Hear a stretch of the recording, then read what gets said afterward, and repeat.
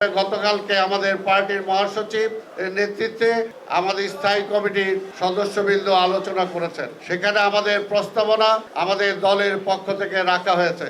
আমরা এখনো আশা করি যে আমরা যেটা সব কিছু দেশের রাজনৈতিক অবস্থা, দেশের অর্থনৈতিক অবস্থা, সামাজিক অবস্থা সব কিছু বিবেচনা করে আমরা মনে করেছি যে ডিসেম্বরের মধ্যে একটি নির্বাচন এই দেশের প্রয়োজন। সেই কারণে আমাদের পক্ষ থেকে সেই নির্বাচনটা কিভাবে সুষ্ঠু করা যায়, নির্বাচনের আগে কি কি পদক্ষেপ গ্রহণ করা উচিত এই সরকারের, সেগুলো আমাদের নেতৃবৃন্দ সেখানে তুলে ধরেছেন।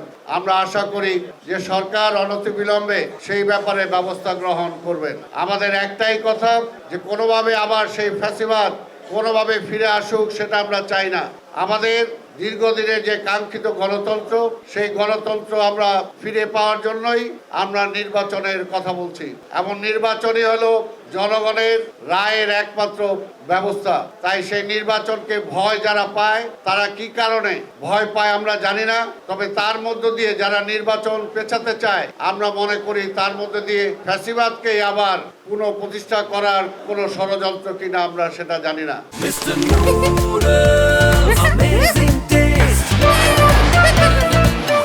কারণ জনগণ এই দেশের কখনো ভুল করে নাই। এই কারণেই গত শেখ হাসিনা যখন ক্ষমতায় ছিল তখনও সে নির্বাচন দেয় নাই। তার একটাই কথা ছিল যে নির্বাচন কেন দিব, আবার ওই তারেককে ফিরে আসার জন্য, এই দেশ আবার তারেক পরিচালনা করবে সেটার জন্য। পরিষ্কারভাবে আপনারা সেটা আপনাদের বিভিন্নভাবে প্রচারও করেছেন। এখনো অনেকে ভয় পাচ্ছেন যে নির্বাচন যদি দেয়া হয়, নির্বাচন দিলে আবার বিএনপি ক্ষমতায় চলে আসবে, সেই কারণে নির্বাচন পিছাতে হবে। আমরা পরিষ্কারভাবে বলতে চাই, এই নির্বাচন একটি নিরপেক্ষ সরকারের অধীনে হলে জনগণ কাকে নির্বাচিত করবে সেটা জনগণের ব্যাপার। তাই জনগণকে কোনো কিছু চাপিয়ে দেওয়া, যেমনি আগে ফ্যাসিবাদ চাপিয়ে দিয়েছে, এখনো যদি কেউ চাপিয়ে দিতে চায় তাহলে সেটা গণতন্ত্রের ভাষা না।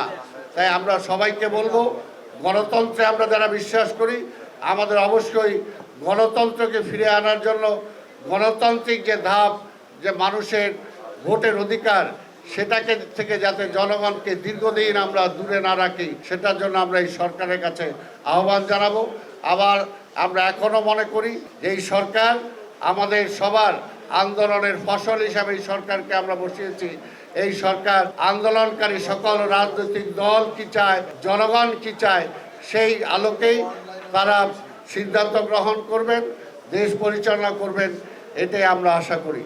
ফ্যাসিবাদকে বিদায় করার পরে আন্দোলনকারী সকল দল, সকল শক্তি ঐক্যবদ্ধভাবে বর্তমান অন্তর্বর্তীকালীন সরকার, যেটা ডক্টর ইউনূস সাহেবের নেতৃত্বে আছে, আমরা সবাই এই সরকারকে দেশের রাষ্ট্র ক্ষমতায় বসিয়েছি।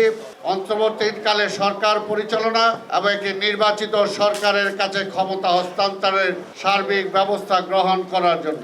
এবং তারই অংশ হিসাবে দীর্ঘদিন আমরা একটাই কথা বলছি যে একটা রোড ম্যাপ সেই প্রথম থেকে আমরা চেয়ে আসছি এই সরকারের কাছ থেকে, যে তারা কতদিন সময় চান, এই সময়কালীন সময়ে তারা কি কি সংস্কার করতে চান এবং নির্বাচনটা কবে করতে চান। কিন্তু এই পর্যন্ত পরিষ্কার কোনো রোড ম্যাপ আমরা তাদের কাছ থেকে পাই নাই।